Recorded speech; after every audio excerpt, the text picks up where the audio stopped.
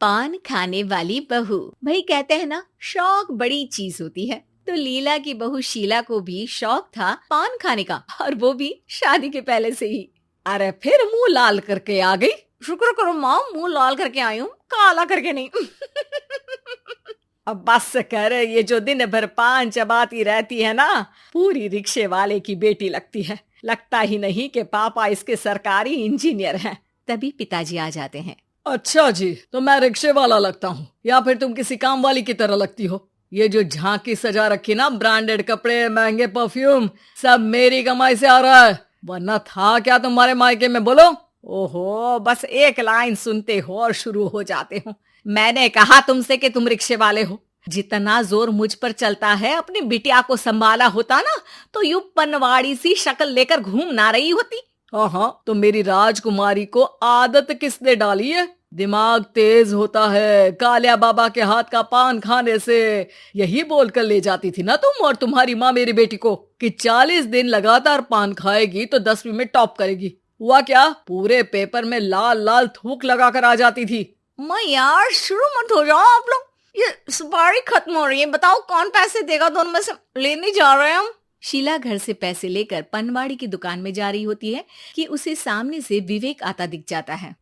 अरे वाह, कितनी सुंदर लड़की है, लेकिन ये क्या पान खाती है? हाय रे, इसका तो पूरा मुंह ही लाल है। वैसे मेरे जैसे लाल मुंह वाले लड़के के लिए ये लड़की बिल्कुल ठीक रहेगी।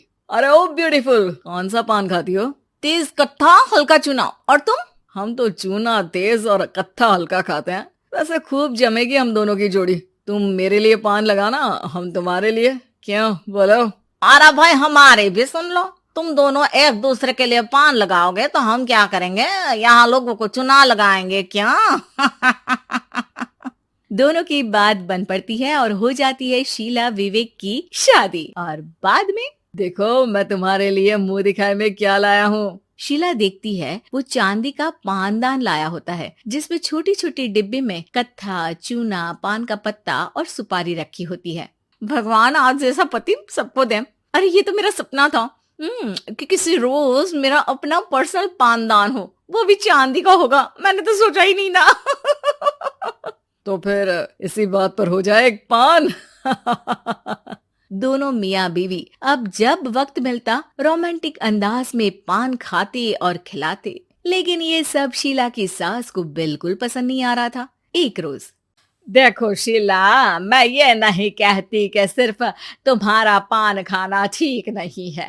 मुझे तो विवेक का भी पान खाना अच्छा नहीं लगता। तुम लोगों को ये समझ में नहीं आता कि ये तुम्हारी सेहत के लिए कितना नुकसान करेगा। मैंने तो उसे समझाने की काफी कोशिश की थी, फिर सोचा चलो लड़का है, शादी होकर बीवी घर आएगी तो समझा बुझा कर छुड़वा देगी पान खाने की आदत। लेकिन ये क्या बहू रानी, तुम तो और 4 हाथ आगे निकली पान खाने में। अरे यार माँ जी, अब दिन भर में 25 कप चाय पी जाती है, वो सही है। और ये क्या, जब ताने दिया करो तो बीच में कोई फुल स्टॉप या कॉमा या पूर्ण विराम तो लगा लिया करो। बिना सोचे बोली जा रही हो। अरे ऐसा थोड़ी ना होता। अरे वैसे सही कहते हैं, राम मिलाई जोड़ी, एक अंधा तो एक कोढ़ी। तुम दोनों का कोई इलाज नहीं है। सास करती भी क्या, बहू को समझाती तो बेटा बोलता और बेटे को समझाए तो बहू। एक रोज, सासू माँ, मैं जरा बाजार जा रही हूँ। अरे बहू, ये देख, मैं तेरे लिए साड़ी लेकर आई हूँ, कैसी है? बहुत प्यारी है, लेकिन अचानक से इतना प्यार क्यों? सब ठीक ठाक है ना? अरे तेरी ननद के देवर की शादी है कल। तेरी तो सारी साड़ियों में पान के दाग लगे हैं। अब मेरी बेटी के ससुराल की शादी में उसकी भाभी गंदी साड़ी पहनकर जाए, अच्छा तो नहीं लगेगा ना? अरे माँ जी, अब भी कैसी बात करती हैं? पान खाना राजाशाही ठाठ हुआ करता है, और हमारे शहर बनारस का पान खाने तो लोग दूर दराज से आते हैं, और हम लोग ही पान ना खाएं। अरे जब अपने शहर वाले ही कदर नहीं करेंगे तो दूसरा क्या कोई खाक करेगा? अरे पता है कितने उद्योग पान के बदौलत चल रहे हैं। चाहती क्या है आप? 100 रुपए के खाने वाली प्लेट वाली पार्टी में जाने के लिए हम लोग पान खाना छोड़ दें, जिससे पूरे का पूरा उद्योग चौपट हो जाए। बोलिए बोलिए, हाँ? लोग बेरोजगार हो जाए, हाँ? लोगों के पेट में लात मार दे क्या हम लोग? बोलिए तो। अरे बस कर मेरी माँ, बस कर। कल पड़ोसन भी आई थी, बोल रही थी उसकी बेटी भी तुझे देखकर पान खाने की जिद कर रही थी कि बगल वाली भाभी खाती है तो मैं भी खाऊंगी। अरे समाज में औरतों का पान खाना कितना गलत दिखता है। देख तो जरा लोग तुझसे क्या सीख रहे हैं। माँ जी माँ, आपका तो सीना गर्व से फूला नहीं समाना चाहिए। अरे किसी की बहू लोगों को क्या सिखा रही है, लेकिन नहीं, आप ये नहीं देख रही कि आपकी बहू को हर कोई एडमायर कर रहा है। अरे उससे एडमायर नहीं, गलत शिक्षा ग्रहण करना कहते हैं, समझी। सासू माँ देखिए, मेरे पास ना सच्ची वक्त नहीं है बहस करने के लिए। अभी मैं बाजार जा रही हूँ, पान के पत्ते खत्म हो गए। पान पर जितना खर्च करती है ना, उतना पैसा बचाएगी तो कहाँ से कहाँ पहुंच जाए।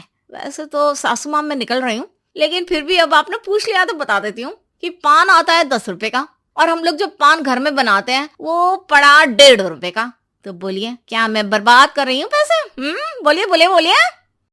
सास क्या बोलती, बहू निकल जाती है। सास कसम खा लेती है कि बहू को सबक सिखा कर रहेगी। बहू घर आती है कि सास के मुंह में पान होता है। अरे बहू, तू सही बोल रही थी, पान का व्यापार करने वालों के लिए हमारी जिम्मेदारी है कि हम लोग पान खाकर उनका व्यापार आगे बढ़ाएं।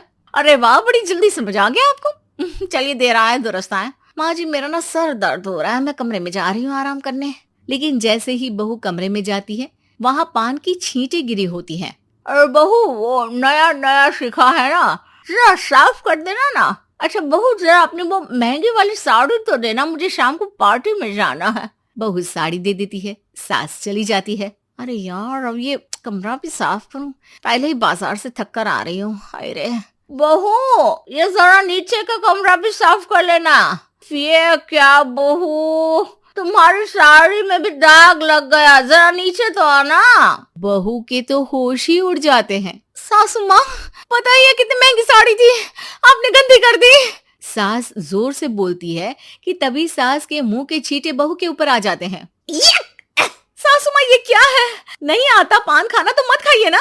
और कैसी बात कर रहे हो बहू? उन लोगों का क्या होगा जिनके लिए ये पेट पालने का जरिया है। और वैसे भी हमारे शहर में तो लोग दूर दूर से पान खाने आते हैं। हाँ, बहू समझ जाती है कि उसकी चाल उसी पर उल्टी पड़ गई। मुझे माफ कर दीजिए सासू माँ, मैं आज से पान नहीं खाऊंगी।